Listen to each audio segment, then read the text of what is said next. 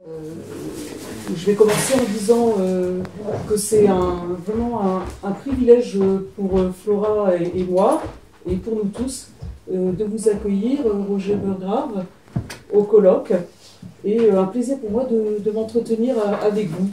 Et Roger, je sais que vous ne voulez pas que je parle, vous voulez qu'on parle de vous le moins possible, mais vous voulez surtout qu'on parle de Lévinas et d'autres Manquêtres, mais avec votre permission, je voudrais quand même parler de vous.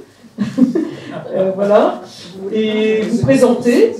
Et donc Roger Burgrave est professeur émérite à l'Université catholique de Leuven, pardon. Attention, hein, KUL. Il est prêtre appartenant à la congrégation salésienne et c'est un ami personnel d'Emmanuel Lévinas avec lequel il a eu un dialogue fécond, qui a donné lieu à des entretiens qui ont été publiés et en particulier un texte très, très intéressant, très spécial, la socialité de l'argent. Alors ça, c'est donc à l'instigation de Roger. Lévinas a eu l'occasion de parler devant les directeurs des grandes banques belges. Et de quoi a-t-il parlé? Eh bien, de la valeur éthique de l'argent et des échanges économiques. Voilà, une prouesse. Alors bon, si vous regardez la liste bibliographique, les biographies de Roger Burgrave, vous verrez bien sûr de nombreux écrits.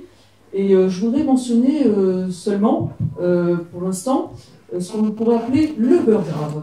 Hein. Alors qu'est-ce que c'est que le Burgrave? Eh bien, c'est la première bibliographie des œuvres de Lévinas, des écrits de Lévinas et sur Lévinas de 1929 à 1989 et au-delà. Hein, si je me souviens bien, vous avez donc fait appel à un groupe, vous avez travaillé avec un groupe d'étudiants. Hein, c'était une rude affaire et vous nous avez offert donc cet instrument si utile et si précieux. Et Roger Burgrave est un fin philosophe, phénoménologue, mais c'est pas un pur théoricien. Hein. Roger Burgrave est un homme de terrain, c'est-à-dire que l'éthique n'est pas pour lui un ensemble de valeurs, de principes, de prescriptions, mais avant tout, ce sont des gestes concrets envers autrui. Et ne pas laisser autrui seul, ne pas le laisser livrer à lui-même, hein, jeté dans le monde, à sa pauvreté, à sa misère, mais leur témoigner la solidarité, la fraternité. Et ce que j'ai découvert aujourd'hui, puisque nous nous connaissons quand même depuis un certain nombre d'années, hein, c'est lors de notre conversation au déjeuner, eh bien c'est que Roger Burgrave, parallèlement à sa carrière universitaire, pendant 40 ans, d'abord a fondé et animé avec 3 autres amis, de manière bénévole, un centre d'accueil de jeunes à Bruxelles, hein, Jeunesse d'aujourd'hui. Voilà. Et je voudrais juste mentionner 2 souvenirs qui me sont chers concernant notre amitié, celle de notre famille et de Roger. C'est d'abord la première rencontre. Alors là, c'était avec mon mari, David. Nous étions à Louvain, et donc nous sommes allés à Leuven rencontrer Roger. Et cela s'est fait à l'occasion d'un repas. Hein. C'était déjà d'emblée la convivialité. Et puis un autre souvenir qui est très important pour moi parce que ce que vous aviez dit alors a exprimé quelque chose que je ressentais profondément, mais que vous avez su dire parfaitement. Hein, c'était donc au colloque qui a eu lieu à Jérusalem, le colloque sur Lévinas qui a eu lieu à Jérusalem en janvier 2006 et qui en fait a inauguré les célébrations qui ont marqué le centenaire tout au long de cette année 2006, le centenaire de la naissance de Lévinas. Et lorsque Roger Burgrave est intervenu en disant « Ah non, il ne faut pas parler d'une philosophie juive de Lévinas, mais d'une philosophie talmudique. Hein » Voilà, il a tenu à faire cette précision. Voilà, et la première question qui vient naturellement, en fait, c'est comment avez-vous connu Lévinas, dans quelles circonstances, puisque on peut dire que vous êtes avec d'autres philosophes, théologiens belge, hollandais, vous avez vraiment contribué à l'essor des études lévinassiennes en Europe. Hein. Permettez-moi de dire cela, mais on aimerait savoir comment vous l'avez connu. Ça a commencé par une lettre que j'ai écrite en 75, en juin 75, comme un étudiant en doctorat, un peu naïf, qui pensait on peut écrire à un grand philosophe comme ça. J'ai écrit une lettre avec 8 questions. 8 questions par 8. 1, 2, 1, 3. Un peu, vraiment d'une manière naïve. Et j'espérais qu'il allait répondre. Il a répondu le 4 août en 75, en s'excusant qu'il n'avait pas de secrétaire et qu'il devait écrire par lui-même, par sa propre main. Alors j'ai un beau manuscrit avec les réponses de Lévinas 1. Hein? Par exemple, je me rappelle que j'avais posé la question sur une petite question sur l'article sur la philosophie de littéralisme. Alors je me rappelle encore qu'en répondant, il s'excusait en disant que ça me trouble parce que comment peut-on écrire sur la philosophie d'Hitler comme la philosophie du diable. Il s'excusait quand même. Par exemple, je me rappelle dans cette même lettre, et je n'ai pas compris tout de suite, par exemple, sur la mystique. Parce que j'avais découvert toute sa critique sur la mystique, que je ne comprenais pas vraiment bien. Alors, il m'a répondu, oui, vous avez raison, faites attention pour la mystique, mais quand même aussi la mystique, d'une manière positive, la mystique du dégrisement. Obsession par Dieu. Enthousiasme, c'est-à-dire obsession par Dieu, mystique du dégrisement. Je n'ai pas compris. Parce qu'en 75, c'était déjà toute la période d'autres enquêtes. Alors moi, j'étais encore tout dans ma tête et dans mes études, encore toujours dans la pensée de totalité infinie, et je ne me rendais pas compte qu'il y avait une continuité, mais aussi une dialectique là, du changement de discours, et pas, mais, quelque chose que je n'avais pas compris. Et vous avez à Leuven, à ce moment-là, c'était commun dans le monde philosophique, on n'étudiait pas les écrits talmudiques ou les écrits juifs, entre guillemets. Parce que ça, c'était le confessionnel, ou c'était le religieux, ou le juif. C'est pour ça que quand j'ai commencé à étudier les finances, j'ai commencé par totalité infinie. Pendant mon service militaire, j'ai fait mon service militaire en 67-68. Alors, on avait un tas de temps à perdre. Et pour ne pas devenir trop agressif contre le système, il y avait une salle d'études où on n'était plus militaire, où on pouvait enlever la casquette. Alors, on ne devait pas saluer les colonels qui entraient là. Donc, on était un peu le petit rebelle dans la salle d'études. Alors, j'ai commencé là à lire Totalité infinie. Mais je dois dire, je n'ai rien compris. Parce que, avant, je venais de Rome, j'avais étudié philosophie à Rome. Pendant le Vatican II, en 63-65.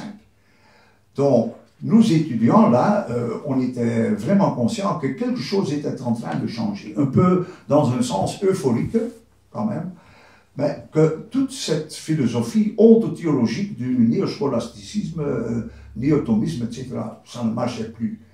Donc, il y avait un professeur qui m'avait dit peut-être Gabriel Marcel, ça peut être quelque chose de très intéressant. Alors, j'ai fait ma thèse de licence à Rome sur Gabriel Marcel. En flamand, hein, parce qu'il y avait 2 professeurs qui pouvaient lire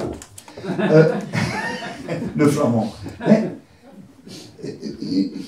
le corps comme l'intersubjectif qui précède toute intentionnalité et qui n'appartient pas à cette substantialité ontologique du sujet ou de l'être suprême, qui après il y a seulement une relation. Donc Gabriel Marcel m'a introduit tout de suite à cette idée que la relationnalité, l'intersubjectivité précède toute expérience de conscience, d'intentionnalité, à travers le corps sujet. Quand je suis retourné à Louvain, je voulais continuer, mais je pensais, il y avait un professeur d'Ondine, de l'Institut supérieur de philosophie, qui disait, Gabriel Marcel, peut-être il y a un plus grand philosophe à étudier. Il est nouveau. Emmanuel Levinas. Alors j'ai commencé pendant mon service militaire à lire Totalité infinie. Je ne savais pas quoi que je lisais. Alors j'ai appelé ce professeur d'Ondine, il me disait, faites comme au Moyen-Âge. Commencez à acheter des petits bouquins pour faire des notes et de traduire littéralement avec un bon vocabulaire, la grammaire, et traduire littéralement. Et vous commencez par l'argument. 78 pages de Totalité infinie, le même et l'autre, toute la phénoménologie. Mais alors, je ne comprenais rien, mais il disait, continuez à traduire, littéralement. Et après, quand vous avez fini, vous jetez. Et vous recommencez. Oui, c'est ça que j'ai fait pendant mon service militaire. Alors, lentement, j'ai vu quelque chose de cette nouvelle approche de la relation, et comme le face-à-face, comme une condition humaine. Et entre-temps, j'avais découvert que Levinas publiait sur le Talmud et la Bible. Naturellement, moi, comme chrétien, comme catholique, naturellement, je lis la Bible. Aujourd'hui, on lit la Bible comme catholique. Hein? Il y a eu longtemps. Alors, mais les collègues philosophes ne lisaient pas ces écrits talmudiques. Parce que ça, c'est de la théologie, ou c'est le juif, ou c'est le religieux, ou c'est le conventionnel. Et ça m'intriguait beaucoup. Alors, j'ai découvert tout de suite qu'il y a un lien profond. Et que son approche talmudique, c'est une philosophie. C'est de là que vient mon idée que ce n'est pas une philosophie juive, c'est une philosophie talmudique. Qui cherche la communicabilité et la discussion à travers l'herméneutique du commentaire, comme des bons catholiques, s'il y a l'autorité qui dit quelque chose, on est en désaccord. Ça, c'est l'herméneutique catholique. On est en désaccord et on est toujours en désaccord. Et on continue le désaccord. Et là, j'ai découvert qu'il y avait quelque chose qu'on devait chercher à lier en dessous. Pas seulement la philosophie, et après, il y a le confessionnel. Et quand j'ai raconté ça aux collègues, les jeunes collègues de philosophie, ils disaient, alors, on va te considérer comme un théologien, pas un philosophe. Peut-être un bon théologien, c'est un bon philosophe. Voilà comment ça s'est arrivé, cet apprentissage. Pour moi, c'était un apprentissage intellectuel. À travers ce que j'ai vécu à Rome, le Vatican II, qu'on avait besoin de toute une autre philosophie. Et ce professeur disait, philosophie dialogale. Gabriel Marcel. Après, Levinas. Et j'ai vu que Levinas était beaucoup plus radical que Gabriel Marcel. Mais Gabriel Marcel, c'était un de ses inspirateurs aussi. Parce qu'il avait présenté certains textes chez lui à la maison à Paris. Donc il y avait un lien. Alors ça m'a touché vraiment. Après, je me suis rendu compte que ça a changé complètement ma manière de voir mon catholicisme, mon christianisme, ma foi chrétienne. Je suis devenu un peu un incroyant chrétien. D'une autre manière, voilà.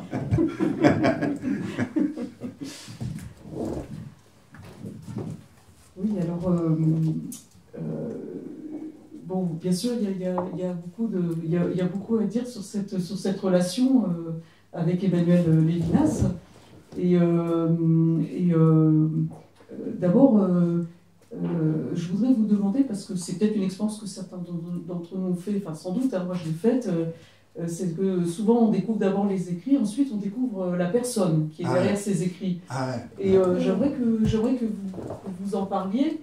Et aussi, bon, ensuite on va passer à des questions plus théoriques, hein, peut-être, concernant Autrement qu'être. Mais la socialité de l'argent, enfin, comment avez-vous convaincu ces banquiers d'aller écouter un philosophe? Alors, vous savez, en 75, donc, j'avais écrit cette petite lettre, enfin, cette longue lettre, avec la longue réponse. À la fin de sa réponse, il y avait un PS. Tu es bienvenu à Paris. Je pensais, c'est merveilleux. Mais en général, les gens t'invitent et pensent, s'il vient, oh mon Dieu, le désastre. Donc, j'étais un peu prudent. L'année après, en 76, il a eu le doctorat honoris causa à Leuven. Alors, si on connaît Leuven, dans le Naamsestraat, où j'habite, tout près où j'habite maintenant, alors il était là dans le cortège, là, avec la grande pompe. Hein. Alors je l'ai touché, ce petit homme, je l'ai touché, et je me suis présenté. Ah, il dit, ben, il a sorti du cortège, là. Hein, qu'est-ce qu'il dit? Parce qu'il y avait un tas de... Ben, il dit, ben, vous savez, je t'ai invité à venir à Paris, alors venez à Paris. Alors après, je lui ai téléphoné ou contacté, alors je suis allé.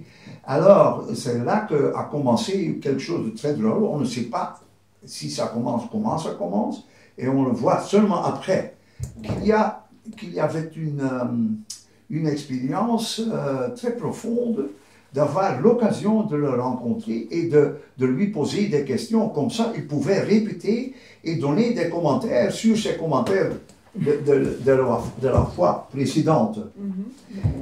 Toujours en présence de sa femme.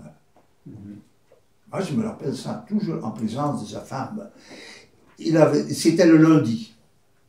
Pas le vendredi soir, le Shabbat, pas le dimanche, parce qu'il pensait que pour moi, catholique, c'était vraiment sacro-saint que le Shabbat. Ce n'est pas toujours le cas chez nous. Mais alors le lundi. Alors, on était là, on posait des questions, on discutait. Il y avait toujours un bon café avec un petit cointreau et avec sa femme présente et une petite tarte.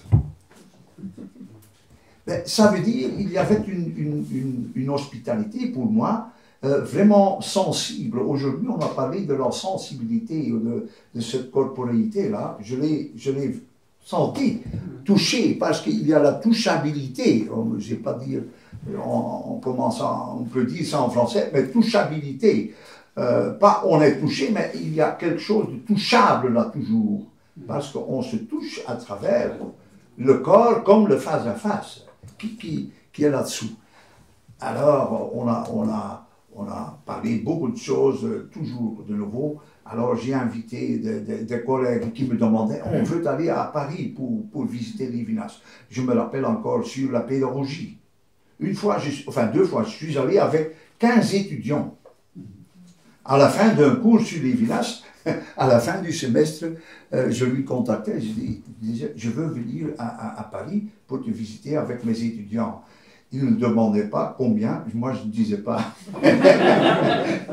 Nous étions 15 ou 16, donc il n'avait pas assez de chaises chez lui, alors ils étaient par terre comme ça. Alors chaque étudiant pouvait poser des questions, une question personnelle. Moi je me rappelle encore toujours le nom de ce garçon, cet étudiant, c'était De Welde, le sauvage. Hein, De Welde. Alors il lui posait la question, un chien a-t-il aussi un visage? Cette fameuse question. Moi, j'ai vu là, là j'avais un peu peur, qu'est-ce qu'il veut. Alors, la bouche ouverte, il l'a regardé, il s'est approché de ce garçon par terre, De Welde. Hein. Alors, il dit, vous savez, il a commencé par le Talmud. Alors il dit, un chien, un verbe a-t-il un visage? A-t-il dit. Ce garçon lui a regardé, a dit, ben, visage, ça ne veut pas dire exactement qu'on a quelque chose comme un visage humain par la physionomie ou par la forme. Il voulait dire, le visage, c'est une autre chose. Alors là, il a expliqué qu'un animal a un visage parce qu'on est responsable aussi à travers notre responsabilité pour l'autre homme, aussi pour les animaux, par analogie. Enfin, je ne continue pas, c'était donc après, il y a eu les gens des banques d'épargne, en 86, enfin 85. Il y avait un type, le chef des banques d'épargne, à ce moment-là, il y avait toute une discussion pour changer le statut des banques d'épargne. Il y avait deux groupes, deux tendances. Il y avait ceux et celles qui ne voulaient pas changer de statut. Les banques d'épargne ne peuvent pas devenir des banques système. Comme aujourd'hui, toutes les banques sont des banques de système, donc avec les spéculations internationales, etc. Donc les banques d'épargne devaient rester banques d'épargne dans leur particularité et dans leur réduction, comme ça, responsabilité pour ceux qui épargnent. Alors, ce chef à ce moment-là des banques d'épargne de la Belgique, c'était Rust van Putte, c'était un philosophe, séminariste d'antan, qui avait étudié la philosophie de Lévinas et qui savait qu'il avait certaines idées sur l'économie et l'argent. Il m'est venu voir, il dit, il y a 25 années de banque d'épargne en Belgique, on voudrait faire quelque chose de très spécial et inviter Lévinas. Alors il dit, vous avez une grande voiture, on va à Paris. Enfin, j'avais averti Lévinas. Je me rappelle encore Lévinas qui a regardé, parce qu'il y avait un autre philosophe, Marc Lambrechts, qui était avec nous, le professeur Van der Veken, qui était avec nous. Alors Lévinas nous a regardé comme si le ciel tombait sur notre tête. Faire un discours, 25 années de banque d'épargne sur l'argent. Il dit l'argent en banque, l'argent en poche. Mais on l'a convaincu. Moi pas. Moi je me suis tu. Mais cet homme, Gus van Putte, qui savait beaucoup, il avait mis en toute une liste des 12 places, des 12 références de Lévinas à l'argent. Alors, il a convaincu Lévinas. Après, il m'a téléphoné, mon Dieu, j'ai dit oui à quelque chose impossible. Aujourd'hui, on a encore entendu, c'est impossible, autrement qu'elle, c'était impossible. Mais pour lui, le discours sur l'argent, c'était impossible. Alors, il a demandé de l'aide. Alors, on est retourné 2 fois pour faire un dialogue le matin, l'après-midi, comme un entretien en préparant les questions. Et comme ça, après, on a rédigé ces 2 dialogues longs par équipe, comme ça qu'il avait du matériau pour se préparer pour ce discours sur la socialité de l'argent. Alors, quand il est venu, en 86, on l'a averti quelques jours avant que c'était en présence du roi de la Belgique. Oui, oui, oui. Vous savez, le jour avant son discours très fameux sur la socialité de l'argent, où il y avait le Premier ministre et toutes les grandes pièces du système. Alors, le jour avant, on était chez le roi en séminaire. Oui, en séminaire. Donc, il y avait le roi qui posait des questions, Lévinas était devant lui. La première chose qu'il avait demandé, parce que la femme de Lévinas n'était pas là, parce qu'elle avait des problèmes de jambes, je me rappelle bien. Alors, la première chose que le roi a demandé, il a pris à part, comment ça va avec la femme? Alors, pourquoi elle n'est pas là? Alors, Lévinas a expliqué, le soir même, il a fait arriver à Paris des fleurs pour la femme de Lévinas. Oui, oui. Alors, il y avait tout un discours là, moi je me rappelle, c'est anecdotique. Hein. Alors, on avait dit, il y avait d'autres professeurs aussi, des économistes, des financiers, spécialistes et financiers aussi, quelques philosophes et des finances. Voilà. Alors, sire, alors il disait toujours à Baudouin, oui, monsieur le prince. Oui, monsieur le prince. Mais le roi a toujours, comment dire, avec une grande gentillesse, ri un peu. Oui. Mais vous savez,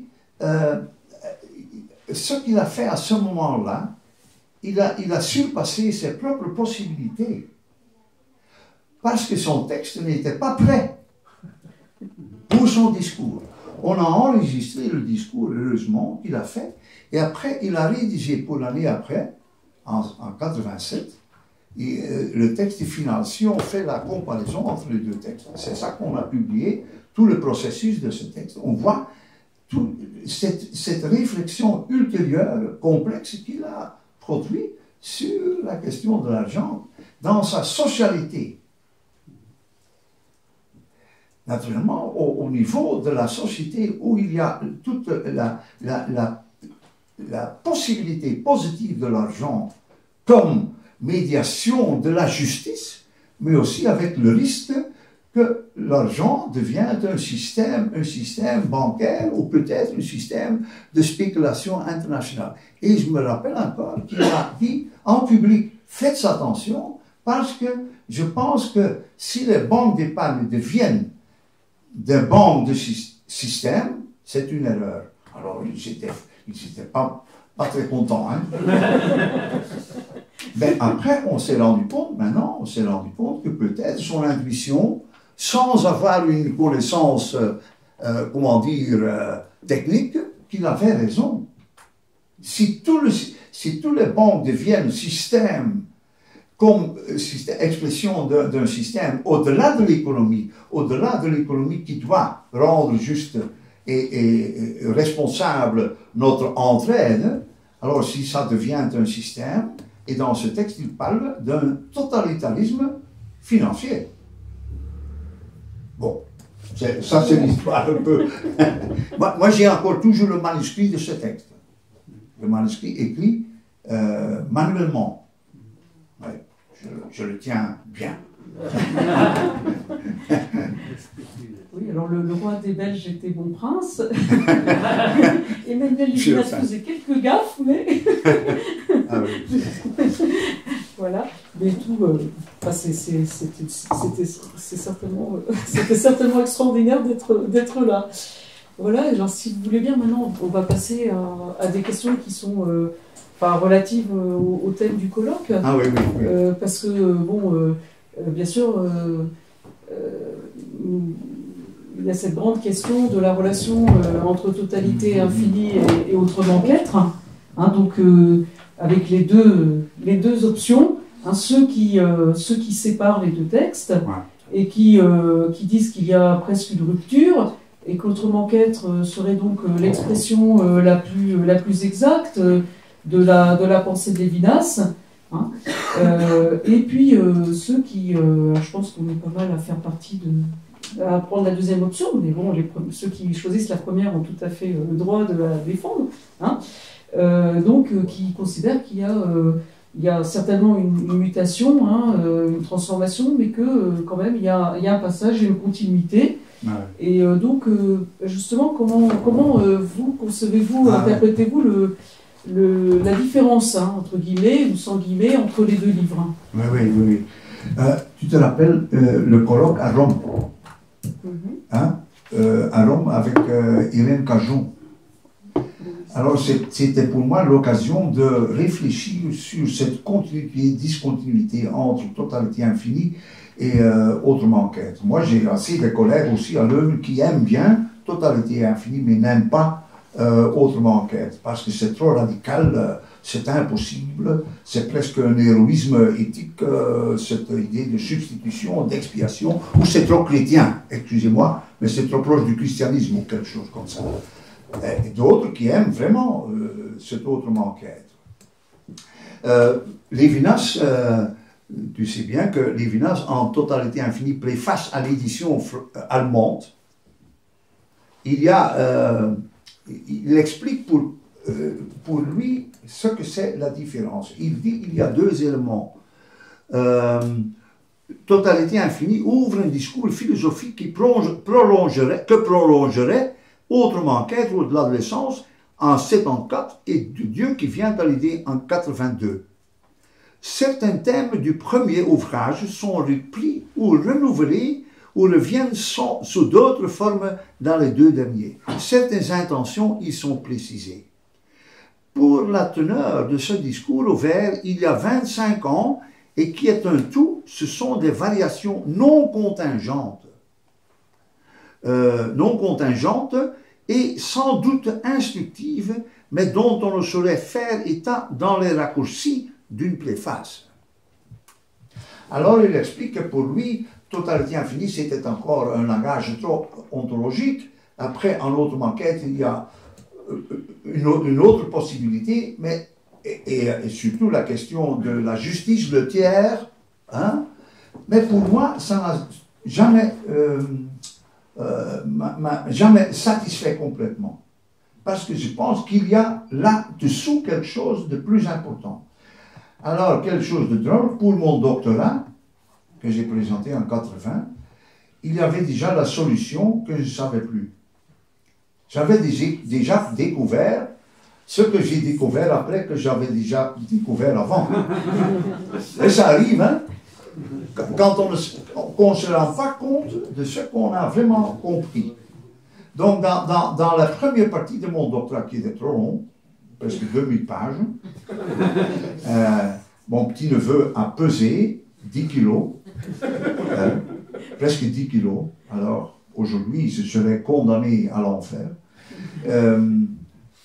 Là, il y a déjà la solution, parce que là, j'avais déjà découvert, mais j'avais oublié et pas vraiment assimilé.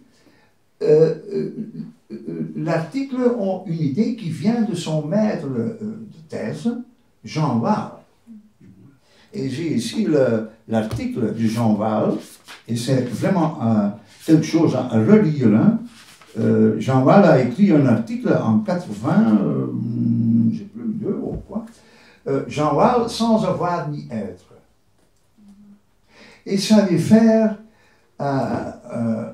aux méditations métaphysiques sur Kierkegaard, etc., de Jean Wahl, l'existence et transcendance de Jean Wahl, où il utilise deux catégories. Et une de ces catégories, on la trouve en Totalité infinie. C'est la catégorie de ce matin, de l'au-delà, la transascendance. Et Jean Wahl utilise aussi la catégorie transdescendance, explicitement. Et dans cet article, on trouve les deux et son commentaire à travers Jean Wahl sur sa propre pensée. Et pour moi, c'est un argument, même s'il y a une simultanéité, une interaction entre les deux, pour le considérer des deux côtés. Donc, il y a un mouvement de transascendance, comme upstairs, hein, en anglais. On prend des escaliers pour arriver au ciel, enfin, hein, et après on descend. Au-delà, hors de soi-même, mais aussi on descend en soi-même, au plus profond de soi-même, en dessous de toute conscience. Et une fois qu'on voit ça, ça m'a aidé beaucoup, on comprend beaucoup mieux ce qu'il écrit en Autrement qu'être. Parce qu'en Autrement qu'être, il reconsidère ces approches de totalité infinie sans les nier, mais il les approfondit. Parce qu'en Totalité infinie, il y a déjà l'idée que la condition de possibilité de la possession, du travail, de la maison, c'est déjà la présence de l'autre, c'est déjà là. Mais en Autrement qu'être, c'est élaboré par une réflexion, moi je dirais une réflexion transcendantale, qui cherche la condition de possibilité de ce qui arrive entre moi et l'autre à travers l'appel du visage qui me touche. Alors, je vois continuellement des discussions, par exemple, hein, à Leuven aussi, des collègues qui disent aussi, des théologiens, la substitution, c'est un héroïsme, mais ça veut dire qu'on n'a compris rien d'autrement qu'être. Parce que la substitution, ce n'est pas une question d'héroïsme, mais c'est notre condition humaine que je n'aime pas peut-être, hein, et que peut-être doit être corrigée en fait par le tiers et par la question de la justice. Mais il y a là une condition qui nous oriente et qui est l'inspiration au dé profond de notre âme, ou qui est notre âme, qui est irrécupérable, irreprésentable, qui toujours échappe, qui est aussi source de scepticisme, qui est aussi source de la justice et la mise en question de la justice. Toujours de nouveau. Mais ça veut dire, cette approche nous aide beaucoup à voir mieux cette simultanéité et cette interaction entre les deux niveaux. Donc pour moi, il n'y a pas une discontinuité entre totalité infinie et autrement qu'être, mais il n'y a pas justement une continuité comme telle. Parce qu'il y a peut-être une question qui prolonge, mais aussi reformule d'une manière plus radicale l'approche de totalité infinie. Donc ça veut dire que c'est une redéfinition du sujet pour comprendre ce qui arrive et la condition de possibilité, ou dans le sens husserlien, la réduction à ce qui en a oublié dans cette approche phénoménologique. Donc il y a une transphénoménologie qui descend dans la phénoménologie même. Il naturellement utilise de nouveau des éléments phénoménologiques, mais qui, avant tout, est quelque chose qui précède toute phénoménologie, ou surpasse chaque phénoménologie. Et pour moi, ça m'aide beaucoup. Et entre-temps, je relis continuellement autrement qu'être, et je comprends de plus en plus. Il y a encore beaucoup de passages que je ne comprends pas. Bon. Oui, alors, si je parle trop... Oui, enfin ça c'est quelque chose de très cruel. Ce serait quelque chose de très cruel de vous interrompre. C'est au-dessus de mes forces. Mais voilà, alors là, bien sûr, il nous reste encore un petit quart d'heure. Hein, ouais. Même si on a commencé un petit peu en retard, mais bon, après nous devons continuer la soirée. Hein, nous n'avons pas encore fini. Hein, nous devons encore écouter Jean Jancel, Christian Chocan. Et donc, alors, il y a deux possibilités. Donc, Roger, je vais vous poser encore une question. En fait, je crois que je vais choisir la possibilité de laisser quand même le public un peu intervenir, parce que je sais que c'est dans votre vision des choses, hein, que vous aimez qu'il y ait une rencontre. Voilà. En plus, vous êtes un professeur au sens plein du terme, hein, et pas un professeur magistral, pas les cours magistraux seulement. Alors, peut-être pour lancer justement un peu peut-être la discussion, hein, éventuellement, vous, est-ce qu'il y a un thème, il y a certainement un thème dans Autrement qu'être, enfin parmi tous les thèmes qui vous intéressent particulièrement, qui vous touchent, il y a certainement un thème qui vous tient particulièrement à cœur. Alors, est-ce que vous pourriez le mentionner, puis ça pourrait nous servir de point de départ? C'est un thème qui me trouble et je ne sais pas comment résoudre la question. C'est le thème qui touche l'expression de Lévinas quand il parle de la société ou la responsabilité, où il y a aussi justice pour moi, qu'il utilise 2 ou 3 fois l'expression grâce à Dieu. Il y a aussi justice pour moi. Ou c'est un lapsus, par hasard, parce qu'il ne sait pas ce qu'il dit, mais on ne peut pas présupposer ça. Non, certainement pas. Mais surtout pour moi, ce n'est pas par hasard. Parce que moi, je me rappelle, ça me touche vraiment. J'ai été malade avec mon dos, de gros problèmes, en 83. J'étais à l'hôpital, deuxième moitié de mars, en 83. Il y avait un colloque à Leuven où Lévinas était invité sur sa pensée. Donc, on était en contact. Alors, il a vu que je n'étais pas là. Moi, je n'avais pas l'idée qu'il me viendrait à visiter à l'hôpital. Donc, la deuxième soirée, il est venu avec le professeur Eisling et l'assistant Jonkers, là, à l'hôpital, à me visiter. Mamma mia, moi, j'ai perdu ma tête. Mais il a été là 5 minutes, 7 minutes, je ne sais plus. Un peu maladroite, avec les deux autres, moi aussi, on ne savait pas quoi dire. Alors, on a sorti. Alors, quand les deux autres sont sortis, il a retourné. Il a retourné, alors il était pour 2 ou 5 secondes seul avec moi. Il m'a pris par la main, parce que pour moi c'était vraiment après, j'étais vraiment bouleversé. Il m'a pris par la main et il a dit 2 fois que Dieu vous aide. Je t'assure, hein, que Dieu vous aide 2 fois. Et il a sorti.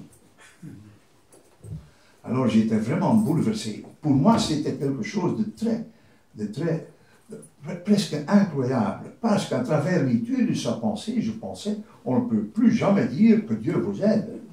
Parce que l'idée de l'eschatologie, l'idée de la promesse, l'idée du ciel, c'est du magique, c'est quelque chose de cet ontothéologisme, etc. Donc, c'est fini. Les consolations de la religion, non.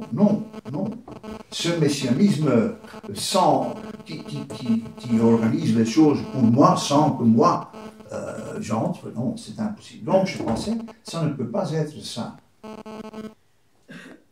Alors pour moi, ça, de plus en plus, c'est devenu l'expérience que, à travers, pas sa promesse, parce que Dieu vous aide, mais ce n'est pas une promesse. C'est un souhait. Un souhait, ça veut dire, je me sens mal avec toi. Enfin, j'ai des soins, c'est pas de sollicitude, l'expression d'une sollicitude. Surtout comme je me rappelle, une fois à Paris, il m'avait expliqué pour lui que la prière d'adoration, il n'aimait pas ça, mais qu'il aimait surtout la prière de supplication. Donc, qu'on prie pour un autre. Parce que cette expression de cette sollicitude, de responsabilité, il savait très bien, et moi je savais aussi très bien, pas seulement, certainement, que Dieu ne vient pas pour faire un petit miracle, de m'aider. C'est le médecin, c'est la guérison. On sait vraiment bien que Dieu n'est pas là comme le Lukenbüssel, hein? Mais que cette expression dit quelque chose, qu'il y a quelque chose qui peut arriver, d'ailleurs, pas comme promesse, mais d'un passé, comme une inspiration, où l'infini, c'est la source ou l'inspiration de cette responsabilité, qui est ma responsabilité, et qui est seulement ma responsabilité, sans promesse. Alors ça, on le retrouve aussi en autrement qu'être, dans ce texte fameux, je pense, oui, 201, 202, hein, trahison de ma relation anarchique avec l'unité, mais aussi une relation nouvelle avec elle. C'est grâce à Dieu seulement que sujet incomparable à autrui, je suis abordé en autre comme les autres, c'est-à-dire pour moi. Grâce à Dieu, je suis autrui pour les autres. Donc, grâce à Dieu, je le comprends, pas comme promesse, mais comme cette indication de cet infini au plus profond de moi-même que je ne peux pas représenter, qui nous inspire et qui nous, comment dire, anime d'une telle manière que moi, je suis déjà le frère et l'autre le frère de moi-même, et tous nous sommes déjà liés dans cette solidarité exprimée par l'expiration ou par la substitution, qui ne sont pas des formes d'héroïsme, mais qui nous précèdent. Alors là, il y a l'infini qui rend possible aussi justice pour nous. Grâce à Dieu. Et ça me touche encore toujours. C'est aussi toujours pour moi une mémoire émotionnelle qu'il a dit ça, que Dieu vous aide, parce que ça, pour moi, exprime ce qui précède et qui rend possible, d'une certaine manière, qu'on est là, l'un pour l'autre, l'un par l'autre, même au niveau du tiers, même au niveau de la justice. Donc, j'ai lu des commentaires, par exemple, qui disent, ben, Lévinas et Dieu, c'est le niveau du face-à-face. Alors, à travers ces textes et d'autres, on se rend compte que Dieu n'est pas seulement le face-à-face, mais aussi l'inspiration de la société et de l'au-delà de la société, et du système, et de l'argent, mais aussi la possibilité de l'échange, de prendre au sérieux la justice l'un pour l'autre, où on est tous des gardiens l'un de l'autre. C'est grâce à Dieu. Selon moi, c'est un des textes un peu troublés, court, qu'il n'élabore pas, mais qui donne une idée d'une autre imputation de Dieu qui généralement est liée seulement au face-à-face. Donc rien de subjectif. Ben, la société, la politique, Dieu n'entre pas. Et c'est vraiment vrai.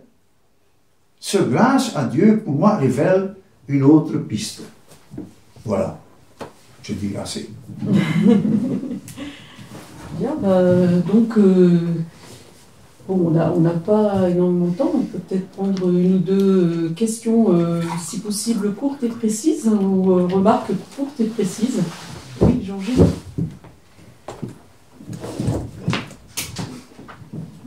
Parce que j'ai entendu ce que tu avais dit sur les limaces et les animaux. Et je pense que ça, c'est quelque chose, c'est une question qui est reposée répétitivement 100 fois. Et là, tu as arrêté le développement. Est-ce que tu pourrais faire le développement? C'est pas très long. Je pense que ça serait très intéressant pour tout le monde. Oui, en général, on pense, c'est la question du visage. Oui. Donc, moi, j'ai vu ça beaucoup de fois avec les étudiants. Quand on parle du visage, mais en psychologie, parce que je fais le boulot d'éthicien, au niveau de l'aide sociale, de pédagogie, etc., on utilise beaucoup l'idée de Lévinas sur le visage. Alors, le visage, c'est très simple, alors, c'est ce qui apparaît. La physionomie, les yeux, le nez juif, excusez-moi. Hein? Ben, vous savez, ce n'est pas ça que ce qu'il veut dire. Alors je me rends toujours de plus, encore toujours de nouveau compte que le visage est entendu comme la visibilité à travers la perception d'une certaine forme plastique ou d'une sociologie ou d'une psychologie. Le visage, le statut familial.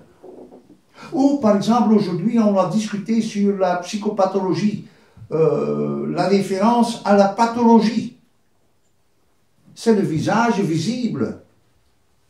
Mais ce n'est pas ça. Ce que Lévinas veut dire, c'est vraiment le pot aride. C'est le trou de cette perception. C'est la critique, c'est l'au-delà, c'est le surpassement, c'est le contresens de cette présence. Alors, vous savez, un animal a-t-il un visage? Il a dit vraiment bien, un verbe a-t-il un visage? Ça veut dire, il y a pour toi l'idée de visibilité, alors on doit dire, ah, le verbe n'a pas un visage, parce qu'il n'a pas une résonance avec notre physionomie. Donc ça c'est l'erreur. Alors il a renversé la question en disant, l'animal reçoit un visage parce que, à travers notre expérience avec le visage de l'autre, qui nous rend responsables, pas à travers sa visibilité, mais à travers sa non-visibilité, son étrangeté, on est responsable et à travers ça, par analogie, on prend la responsabilité pour les êtres vivants. Alors là, il a commencé à expliquer aussi par le Talmud, hein. Ah, ça je me rappelle encore très bien. Alors, la stupéfaction, parce que tout de suite, j'ai compris de nouveau que les étudiants avaient en tête, ah, le visage, c'est le visible, ce qu'on voit. Par exemple, en éducation, on dit, ah ben, on le connaît, on sait, ah, c'est un problème parce que ce garçon vient d'une famille nouvellement composée. Je ne sais pas si on dit ça en français. Hein? Recomposée, ah oui, oui. Hein? Décomposée. Ouais. Alors ça veut dire c'est une image visuelle, plastique, sociologique, psychologique et réduite. Ça c'est la source de tout racisme. De tout racisme. Donc la différence, même la pathologie de l'autre, ça ne veut pas être le fond de notre responsabilité. C'est exactement au-delà de cette pathologie. Parce que l'autre me parle, son clin d'œil, hein, son délire, son qui me mettent en question, et qui mettent en question ma vision du visible, la forme plastique ou la forme sociologique. Et aujourd'hui, notre temps, c'est le temps du voir et du diagnostic, à travers les sciences, neurosciences, de plus en plus encore. Alors, il y a là une réduction radicale qui Lévinas met en question, et c'était ça le fond de sa réponse. Un animal a-t-il aussi un visage? Parce que si on part du visible, on dit ah, physionomie, non, un chien un peu, un verbe moins. Alors, c'est une réduction du visible comme base d'approche. C'est au-delà de ce visible qu'il y a une responsabilité. C'est pour ça qu'il a renversé l'idée en parlant de la responsabilité.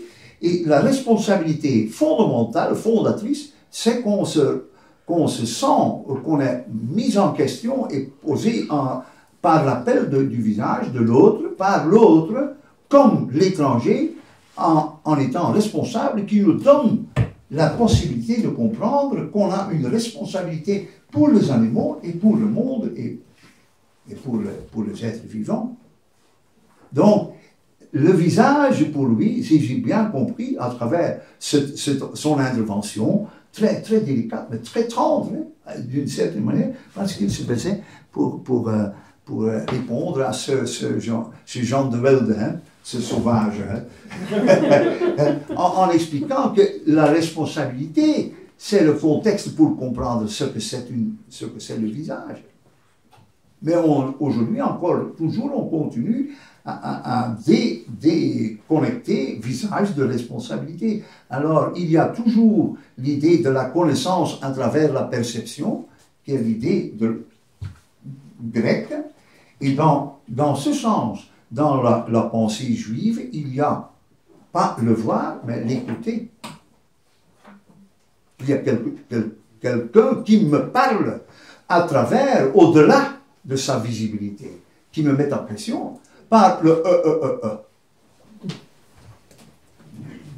Mais c'est juste que je me mets